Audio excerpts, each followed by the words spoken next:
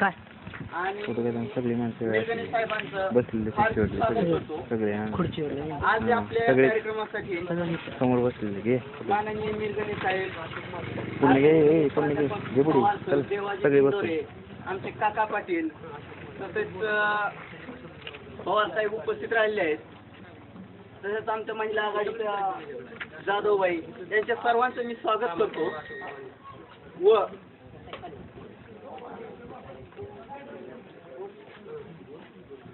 त्यानंतर आपले पवार सर आपलं मनोगत व्यक्त करतील, त्यांनी ते करावं अशी मी त्यांना विनंती करतो. नमस्कार. राजेंद्र मिरगणे मित्र मंडळाच्या वतीनं 27 तारखेला बार्शीमध्ये जो अल्पभूधारक शेतकऱ्यांसाठी मोफत बी बियाणे वाटपाचा कार्यक्रम झाला, त्या कार्यक्रमाचाच एक भाग म्हणून आपल्याला साधारणपणे 10,000 लोकांना अपेक्षित होतं, पण 20,000 फॉर्म गेले आणि 7,000 झेरॉक्स गेल्या. अशा 27 आणि पुन्हा किरकोळ कारकोळ अशा 30,000 शेतकऱ्यांना आपण संबंध तालुक्यांमध्ये मिरगणे साहेबांच्या वतीनं मोफत बी बियाण्याचं वाटप करतोय. मित्रांनो, तुमच्या गावांमध्ये जे बी बियाणं आलंय ते ज्यांनी फॉर्म भरलाय त्यांनाच आलंय. राज्य शासनाच्या वतीनं वेगवेगळ्या योजना चालू असतात. त्याच्यात जिल्हा उद्योग केंद्र असेल, मौलाना आझाद वित्तीय विकास महामंडळ असेल, खादी ग्राम उद्योग असेल, खादी आयोग असेल, पशुसंवर्धन विभाग असेल. तुमच्या प्रत्येकाच्या गावांमध्ये असा एक माणूस असतो, तो माझ्या पण गावात आहे, तुमच्या शेजारच्या पण गावात आहे. बी बियाणं आलं त्यालाच, पाठीवरचा पंप आला त्यालाच, पत्र्याचं अनुदान आलं त्याला, 50% शेळ्याचं अनुदान आलं त्याला, कुठं वायराला काय मिळायला लागलं तरी त्याला. माझा सुद्धा दावा असा की ती त्यालाच मिळलं पाहिजे, कारण आपण बाबळी खाली रानात उतानं पडणार आणि पुन्हा आपण असं म्हणणार की गरिबासाठी काय नसतंय, कोण कुणाला काय देत नसतंय, गरिबाला काय मिळत नसतंय. मित्रांनो, इथून पुढच्या काळामध्ये आमचे तरुण मित्र बरेचसे ऐकतात, तुम्हाला जर मोठं व्हायचं असेल आणि तुम्हाला स्वतःची प्रगती करायची असेल तर प्रवाहांमध्ये आल्याशिवाय आपल्याला पर्याय नाही. जगातली कोणतीही शासकीय यंत्रणा, कोणताही शासकीय अधिकारी किंवा कोणतीही सामाजिक स्वयंसेवी संस्था किंवा NGO बसलेला बरोबर आहे, ती तुमच्या घरी येणार नाही, तुमचं दार वाजवणार नाही आणि तुम्हाला असं म्हणणार नाही उठा भोसले आहेत का तुला का हो, बँक ऑफ महाराष्ट्राकडून आलो मी वायरावरून आणि तुम्हाला 2 लाख रुपये द्यायचे. मित्रांनो, असं कधीही म्हटलं जाणार नाही. सरळ साधा विषय असेल, ज्या मंडळींचं त्या यादीमध्ये नाव नसेल ते आता आम्ही उठून गेल्यानंतर म्हणणार आहेत त्या प्रसादला काय करायचं आहे, आम्हाला नाही मिळलं. मित्रांनो, कोणत्याही शासकीय योजनांमध्ये सगळ्यात महत्त्वाचं मिरगणे साहेबांनी हा सुरू केलेला उपक्रम अत्यंत प्रातिनिधिक स्वरूपांमध्ये आहे. त्यामुळं आपण बाबळे खाली उताना पडून जर म्हणणार असाल गरीबाला काय मिळत नसतंय, कोण कोणाला काय देत नसतंय, त्यांच्या जवळच्याला देत असतात, आमचं नाव कोणी घेत नसतंय, असं म्हणणारी जी काही वेगळी मंडळी आहे त्यांच्यासाठी ही योजना नाही. पण मिरगणे साहेबांनी असं सांगितलं की पहिल्यांदा आम्ही असा ठराव केला होता की झेरॉक्स घ्यायची नाही, पण साहेब पुण्यावरून आले आणि एकाच मीटिंगमध्ये सांगितलं की सामान्य शेतकऱ्यांना झेरॉक्स भरले म्हणून त्याला अडवू नका. 20,000 ते आणि वरचे 10,000 असतील त्या सगळ्यांना देऊया, पण प्रातिनिधिक स्वरूपांमध्ये त्यांना फॉर्म भरला पाहिजे. हे खरं आहे ना? म्हणजे कुठेही जायचं असं अगोदर फॉर्म तरी भरावा लागेल. बरं, आम्ही त्याच्यावर काही तुम्हाला वेगवेगळ्या गोष्टी, कसाही फॉर्म ऍक्सेप्ट केला गेलाय, तलाठीची सही नाही काका बरोबर आहे, ग्रामसेवकाची सही नाही, कारण त्या सामान्य शेतकऱ्यांचं दुःख मिरगणे साहेबाला थोड्याफार प्रमाणांमध्ये पुसायचं आहे. मित्रांनो, तालुक्यांमध्ये काय चाललंय हे मी तुम्हाला सांगायची गरज नाही. म्हणजे मागच्या 15 दिवसात कुठल्याही मंडळीनं कोणताही तुमच्यासाठी सामाजिक उपक्रम केला नसेल आणि पुढच्या काही दिवसांमध्ये कोणताही सामाजिक उपक्रम होणार नाही. मुंशीमध्ये आल्यानंतर आम्ही येत असताना, मी लहानपणी या गावाला यायचो, तेव्हा मी लहान असताना जो रस्ता होता तोच रस्ता अजून पण आहे. जर अशी स्थिती असेल तर मग तुमच्यातलं तरुण रक्त अजून कसं काय गबसतं हे मला मात्र खऱ्या अर्थानं तुम्हाला विचारायचं आहे. इथली 50 सामाजिक जाणीव असलेली पोरं उद्या रस्त्यावर उभारली पाहिजे आणि त्यांनी सांगितलं पाहिजे की आमच्या गावचा रस्ता झाला नाही, कोणत्याही राजकीय पुढाऱ्याला आम्ही गावात येऊ देणार नाही. इथल्या सामान्य माणसानं मागा बोलताना सांगितलं, साहेब पाण्याची टंचाई आहे, आल्यापासून आम्ही चहा घेत असताना त्या हापशाजवळ बघत होतो, एक हापसा एवढ्या मोठ्या गावाला. पण माणसांचं रक्त जेव्हा थंड पडायला लागतं तेव्हा माणसं समोरची आपली पोती ओळखायला लागतात असं मला स्वतःला वाटतं. मिरगणे साहेबांनी हा जो स्वतः सुंदर केलेला प्रयत्न आहे, तुम्हाला माहित नसेल, रोज 50,000 रुपये एका गाडीला, मॅडम बरोबर आहे, अशा 2 गाड्या तीर्थयात्रेसाठी सबंध 138 गावांमधून जात आहेत. तुमच्या गावांमधून गेली का गाडी? म्हणजे मी म्हणतोय हे काही चूक नाही, आली का नाही मला माहित नव्हतं, पण तुमच्या गावांमधल्या गावात याच्यामध्ये ज्यांनी नाव दिलं असेल त्यालाच नेलं असेल ना.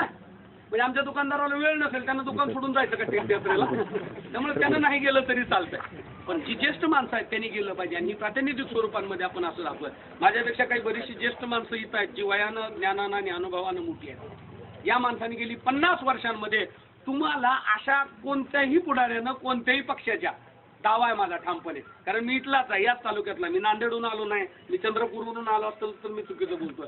कुणीही आपल्याला असं जेवण पण देत नव्हते. काल परवा बिर्याणी केली, तुम्हाला माहित नसेल ना, इथपर्यंत पोहोचले नसेल. बोला कसं काय नावले की मिरगन साहेबराव सारखं जेवणच देतं, म्हणले सारखं जेवण देतं, तीर्थयात्रेला नेतं, जेवण देतं, बियाणं वाटायला, म्हणजे पहिली बिर्याणी करायला लागलं म्हणले आम्ही आता. आयुष्यातली पहिली बिर्याणी केली. कुठं केली, कुणी केली, मी काय तुम्हाला सांगत बसणार नाही, कारण तुमच्यापर्यंत पोचलीच नाही. सगळ्यात महत्त्वाचं, इथून पुढच्या काळांमध्ये जर तुम्हाला आयुष्यामध्ये काही वेगळं करायचं असेल तर मिरगणे साहेबांसारखा अत्यंत स्वच्छ चारित्र्याचा आणि प्रचंड मोठी दानत असलेला माणूस मी माझ्या एकूण करिअरमध्ये बघितला नाही असं मला तुम्हाला वाटतं. हे बीबी सगळेजण कोणतंही कारण असलं छोटं मोठं तरी मिरगणे साहेबाला भेटायला या. ही सगळी मंडळी तुम्हाला मनापासून प्रयत्न करेल तुमच्या सगळ्यांसाठीच. त्यांना इथून पुढचं काम करायचंय, स्पर्धेचा काळ आहे, लोकांनी आता सगळ्यांना ओळखलेलं आहे, त्यामुळे तुमच्यासारख्या ज्येष्ठ माणसांनी असं ठरवायला हवं की तुम्ही बघा इथून पुढचा दावा घ्या, इथून विधानसभेपर्यंत जर या गावात असा काही वेगळा कार्यक्रम झाला तर आपली शर्यत असेल तुमच्याबरोबर. कारण सार्वजनिक क्षेत्रांमध्ये काम करायचं असेल तर माणसाला दानत असावी लागते. रोज 1 लाख रुपयाच्या खर्चाची तीर्थयात्रा गेली 70 दिवस सुरू आहे आणि इथून पुढे मला वाटतं ती 4 महिने सुरू राहणार आहे. अजून 2 बस आम्ही म्हणालो तर हळूहळू जाऊ ना, पण त्यांचा स्पीड आमच्या सगळ्यांच्या कामाच्या पुढे आहे. त्यामुळं अजून 2 बस मागून इथून पुढच्या 4 महिन्याच्या काळामध्ये आपण अशा पद्धतीची तीर्थयात्रा करणार आहोत. खूप वेगवेगळे उपक्रम त्यांच्या डोक्यांमध्ये आहेत. एक खूप मोठी बॅकस्टेजला काम करणारी यंत्रणा पुण्यात आणि बार्शीत त्यांच्याबरोबर काम करते. त्यामुळे तुम्हा सगळ्यांना अशी विनंती आहे माझी तरुण म्हणून की आपण सगळ्यांनी मिरगणे साहेबांच्या पाठीशी उभं राहायला काय हरकत नाही. तुमच्या मनातल्या काही चांगल्या संकल्पना असतील तर त्यांना सांगायला काय हरकत नाही. काही लिहून दिल्या तर आपला इथला रातंजनचा माहित नाही तुम्हाला, या अख्ख्या एवढ्या 200 माणसांमध्ये एका माणसांमध्ये मग मोदींनी आपल्या घरी यायचं का नाही, तुम्हाला प्रवाहांमध्ये जावं लागेल. मला जाणीव करून द्यायची आहे. आज मी इथं मग बोलताना साहेबांशी बोललो, खरं बोलू का बरं बोलू, कारण खरं बोलायचं असेल तर माणसाच्या मनाला लागतं. आणि इथून पुढच्या काळांमध्ये वेगवेगळे लांडगे तुमच्या गावात येतील आणि नुसतं बरं बोलून जातील. आणि बरं बोलायला तर त्यांना येतच नाही. मी त्यांना सांगितलं की आपला पिंड नसतंय चालत, काका बरं बोलून उपयोग नाही, ते सगळं खरं बोलतात. टँकर देणार तर देणार, बियाणं वाटणार तर वाटणार, पण जी मुरलेली आहे ज्याला पक्क माहित झालंय नुसतं बोलायचं असतंय, काय सुद्धा त्याच्यातलं करायचं नसतं, हे तुम्हाला माहित झालंय. त्यामुळे इथून पुढच्या काळामध्ये अशी बोलणारी माणसं 2 दिवसात 2 वर्ष राहणार नाही. तुम्ही आता दांडकी काढा बारकी बारकी. हा कोण म्हणलं मला माहित नाही त्याचं नाव, पण त्याला म्हणा की तर काय झालं ते पोलचं 30-40 वर्ष झाली येते आमचं पोलचं काय. पण लोकांनी हे विचारलं पाहिजे. जोपर्यंत लोक पंढरपुरांमध्ये तुम्ही गेला असाल, पंढरपुरांमध्ये प्रचंड मोठा गाळ झाला होता, कॅरी बॅग प्लॅस्टिकच्या पिशव्या, तिथं तुमच्या माझ्यासारखी लोक नव्हती, सगळ्यांनी पाठीत भरलं पालकमंत्र्यांच्या गाडीवर आणून टाकलं. तुला एवढी घाण असते का, कसला वास यायला लागलाय, कळू दे की म्हणले आम्ही ह्याच्यात कसं राहतोय. तुम्हाला माहिती आहे का हे, तुम्हाला बरं बघा ह्या गावातली माणसं कोणतीही माहिती ठेवत नाहीत. हा तुम्ही म्हणजे लय टेन्शन घ्यायच्या भानगडीतच नाही. 5 वाजला ठिकाणचा रस्ता बंद होतो, तुमच्यातलं कुणी बाहेर जायचं नाही, बाहेरच्यानं कुणी आत यायचं. गेल्या आठवड्यांमध्ये या जिल्ह्याच्या पालकमंत्र्याच्या गाडीवर पंढरपुरातल्या लोकांनी गटारीतला गाळ 5 पाट्या ओतला लाल दिव्याच्या गाडीवर, आणि त्यांचा लाल किती घाण वास यायला लागला. ते म्हणले कळू द्या 2 वर्ष ह्या गावात आम्ही राहतो, ह्या गटारीजवळ किती वास येते, तुम्हाला तासाच्या वासानं काय व्हायला. तसं तुम्ही सुद्धा उद्या 4-2 खडीचे ट्रॅक्टर घेऊन रस्त्यावर ओतले पाहिजे. लोक म्हणजे कसं काय असं रस्त्याला अडवं, त्याला रस्त्याला आम्हाला आंदोलन करायचं नाही, कुणाला शिवाय द्यायचे नाही, कुणाला मारायचं नाही, फक्त चांगले आम्हाला चिऱ्याचे खडी तिथे टाकायचे.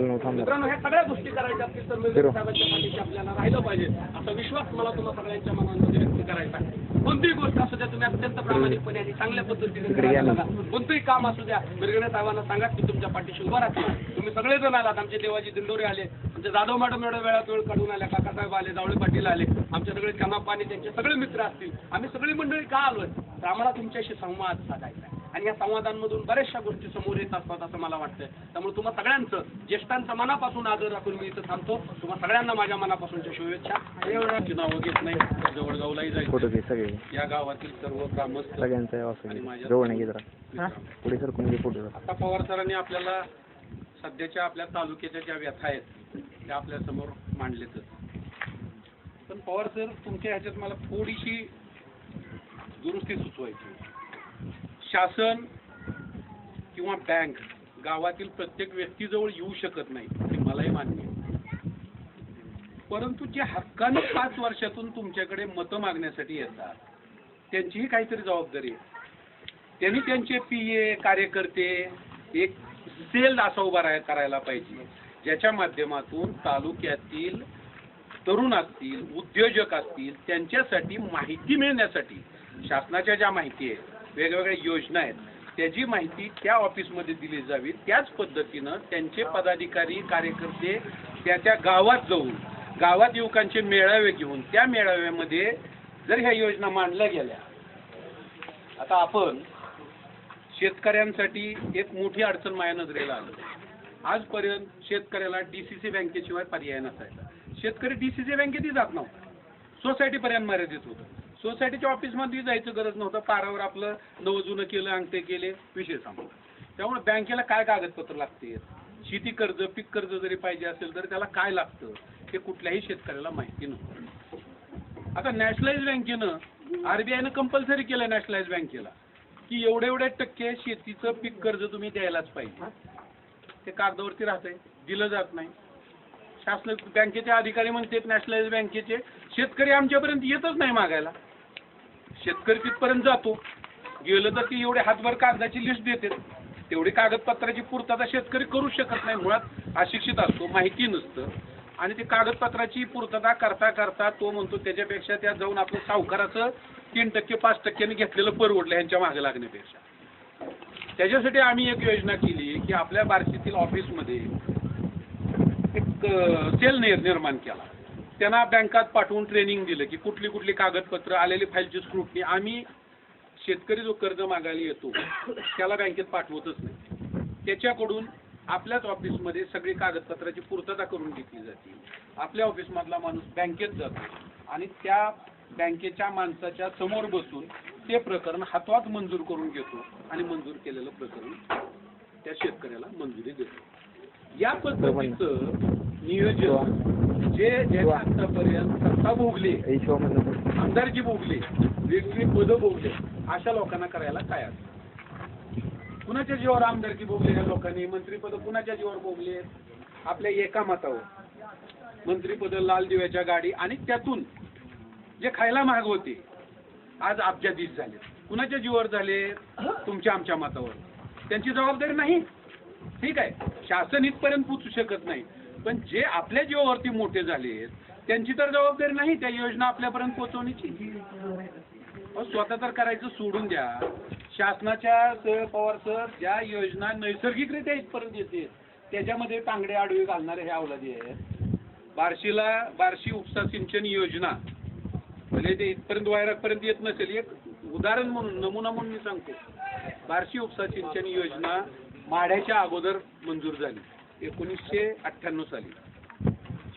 ती योजना त्याच्या पाठीमागून माढ्याची योजना 2004-5 साली कार्यान्वित झाली. तिथं 2-3 साखर कारखाने झाले, ऊस झाला, सगळं आपण नजरेसमोर बघतोय. माढा आपल्यापेक्षा निवळ बरड माढा नसणारा आपल्या शेजारचा भाग, काय लांबची गोष्ट नाही. पण आज तिथली परिस्थिती काय आहे आणि आपल्या इथली योजना 30,000 एकर जमीन, 30,000 एकर जमीन म्हणजे एका कुटुंबाला 3 एकर जरी बागायती जमीन असली तरी कुटुंब व्यवस्थित चालतं. म्हणजे 10,000 कुटुंब जे व्यवस्थित चालली असते ते आज ताग्यात योजना पूर्ण नाही. कारण काय, याने तर कोणी प्रयत्न केलाच नाही. प्रयत्न करायचं सोडून द्या, कुणी प्रयत्न न करता नैसर्गिकरित्या केंद्र सरकारचा निधी सोलापूर दुष्काळग्रस्त असल्यामुळं सोलापूर जिल्ह्यासाठी आला होता. ते आपण वळीला पळी जसं म्हणतो तसं त्यापैकी हिस्सेवारीप्रमाणे बार्शी तालुक्यालाही निधी आला. त्याच्यामधून 27 कोटीची जी कॅनॉलची कामं 99-2000 साली युती शासनात तयार झाली होती आणि जी आता बुजून चालली होती त्याच्यासाठी तो निधी आला. त्याचे टेंडर काढले गेले. एकाला आत्ताचा पालकमंत्र्यांनी शिफारसी केल्या त्याला काम द्या म्हणून दुसऱ्याला माझ्या आमदारांनी शिफारशी केल्या. कुणाला काम द्यायचं अधिकाऱ्याला कळे ना, कामाची कॉम्पिटिशन करून दिली अधिकाऱ्यांनी. त्याच्यामध्ये ह्याच्या माणसाला काम मिळालं नाही, त्याच्या माणसाला काम मिळालं, कामं तिसऱ्यालाच मिळाली. चालते की अशी लोक, त्यांच्याकडून आपण अपेक्षा काय करायची? त्यांना स्वतःला तर काही करायचं नाही. माझ्यासारखा एखादा व्यक्ती माझ्या स्वतःच्या कष्टाच्या पैशामधून जर काही जनतेसाठी करायला लागला तरी बी ह्यांचा पोट सुरू उडतो. परवाच पालकमंत्र्यांनी एक काहीतरी मिटिंग काहीतरी घेतली होती, मी काल चौकटीत पाहिलं, बातमी होती माझ्या नावानं शिमगा केलेला की बियाणं का वाटतोय म्हणून. अरे तुला तर वाटणं होत नाही, आम्ही वाटतोय. तुझ्या पोटात दुखायचं काय कारण आहे? तुझ्या खिशातल्या पैशांचं नाही वाटत. म्हणजे ही जर प्रवृत्ती असेल तर ही आपण चालून कुठपर्यंत घ्यायची? पक्ष हा विषय मी मध्ये आणत नाही, व्यक्ती नाही, पण ही प्रवृत्ती जी आहे, राजकीय प्रवृत्ती जी आहे ती कुठेतरी बदलणं गरजेचं आहे. तुमच्या माहितीसाठी मला राजकारणात अजिबात इंटरेस्ट नाही. 1992 पासून मी बऱ्याच लोकांना राजकीय स्वरूपाची राजकीय मित्रांना निवडून आणण्यासाठी खूप मोठ्या प्रमाणात मदत केलेली आहे, सगळ्या प्रकारची मदत केलेली आहे. पण मला कधीही आयुष्यात वाटलं नाही की कुठलं आपण पद घ्यावं, कुठली उमेदवारी घ्यावी, कुठली निवडणूक लढवावी. पण ज्यावेळेस हे सामाजिक कार्य पाठीमागच्या 3 वर्षापासून प्रत्यक्ष फील्डवर येऊन सुरू केलं, अगोदर काम करतच होतो पण बॅकस्टेजला राहून करत होतो, ते ज्यावेळेस चालू केलं त्यावेळेस बघितलं की प्रशासनाच्या लेवलला कशी अडवणूक होती. हेच मंत्री आमदार फोन करून, आधी डॉक्टर पद्मसिंह पाटलापासूनची उदाहरणं आहेत माझ्या पुढं, कलेक्टरला वगैरे फोन करून कसं मी जे खिशातल्या पैशानं करतोय त्याच्यात पाय आडवा घालायचा कसा प्रयत्न करायचा, हे ज्यावेळेस बघितलं त्यावेळेस असं लक्षात आलं की कुठंतरी आपण स्वतः राजकीय व्यासपीठावर गेल्याशिवाय, स्वतः ह्या घाणीत पडल्याशिवाय, राजकारणाला मी आजही घाण समजतो, परंतु हे घाणीतनं कुठंतरी समाजाला स्वच्छ करायचं असेल तर आपण ही घाणीत उतरल्याशिवाय